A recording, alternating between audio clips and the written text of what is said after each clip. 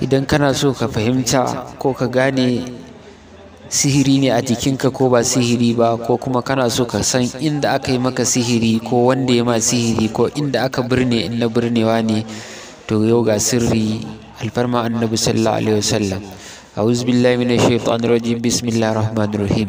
اللهم صل صلاة كاملة وسلم سلاما تاما على سيدنا محمد الذي تنحل به العقد وتنفرج به الكرب وتقضى به الحوائج وتنال به الرغائب وحسن الخواتم ويستسقى الغمام بوجهه الكريم وآله وصحبه في كل لمحة ونفس بعدد كل معلوم لك، صلاة تفتح لنا أبواب الرضا والتيسير وتغلق عنا أبواب الشر والتعسير وتكون لنا بها وليا ونسيرا، أنت ولينا ومولانا فنعم المولى ونعم النصير.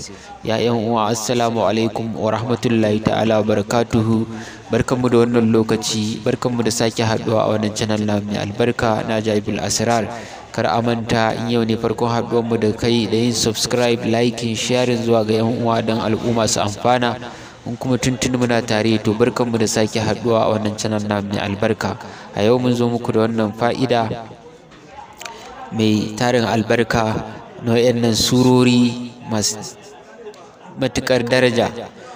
Wayannan surori ne da ake karanta su wajen Allah ya sanar da mutum wanda ya mai sihiri ko kuma gurin da aka yi sihirin ko inda aka birne alfarma annabi sallallahu alaihi wasallam.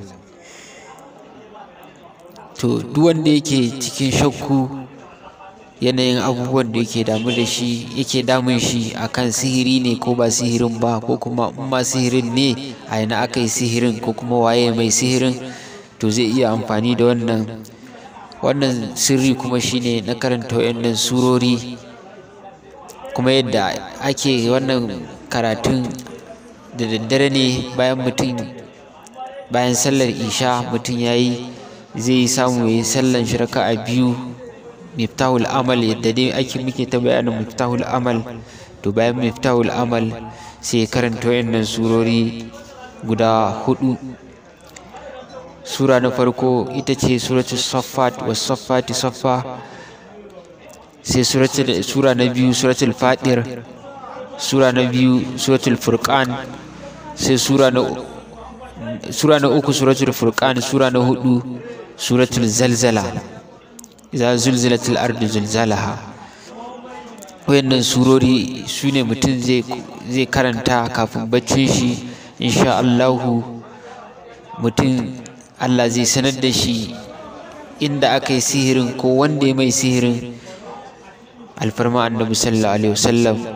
Suratul saffat, suratul fatir, suratul furqan, suratul zalzala, wayannan surori su ake karantawa da daddare bayan dai sallar isha. Ana so mutum bayan yana gama karantawa ya zama ba wani abu da zai yi, sai dai kuma ya roƙi buƙatar shi akan abin da ya nufa, sannan ya kwanta bacci. Insha Allahu Allah zai sanar da shi alfarma annabi sallallahu alaihi wasallam.